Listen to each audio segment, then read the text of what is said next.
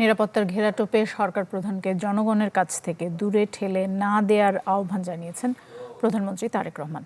এসএসএফ-এর 40তম প্রতিষ্ঠাবার্ষিকীতে প্রধানমন্ত্রী আরও বলেন, দায়িত্ব পালনের সময় কারো সাথে যেন দুর্ব্যবহার করা না হয়।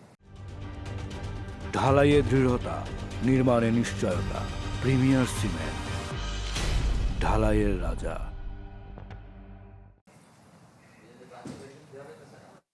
স্পেশাল সিকিউরিটি ফোর্স এসএসএফ-এর 40তম প্রতিষ্ঠাবার্ষিকী। এই উপলক্ষে প্রধানমন্ত্রীর দরবার। প্রতিষ্ঠাকাল থেকে আজ পর্যন্ত এই উপলক্ষে প্রধানমন্ত্রীর কার্যালয়ে আয়োজিত অনুষ্ঠানে বক্তব্য রাখেন সরকার প্রধান।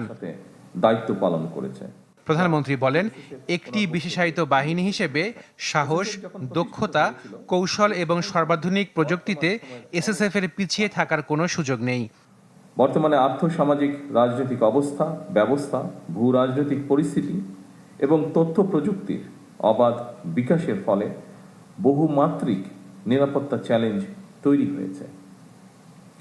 এইসব চ্যালেঞ্জ মোকাবেলায় আধুনিক ও যুগ উপযোগী প্রশিক্ষণের মাধ্যমে নিজেদেরকে সার্বক্ষণিক প্রস্তুত রাখা অত্যন্ত জরুরি। ঢালাইয়ের সেরা প্রিমিয়ার সিমেন্ট। এছাড়া নিরাপত্তার ঘেরাটোপ যাতে সরকার প্রধানকে জনগণ থেকে দূরে ঠেলে না দেয় সে বিষয়ে লক্ষ্য রাখতে বাহিনীর সদস্যদের প্রতি আহ্বান তার।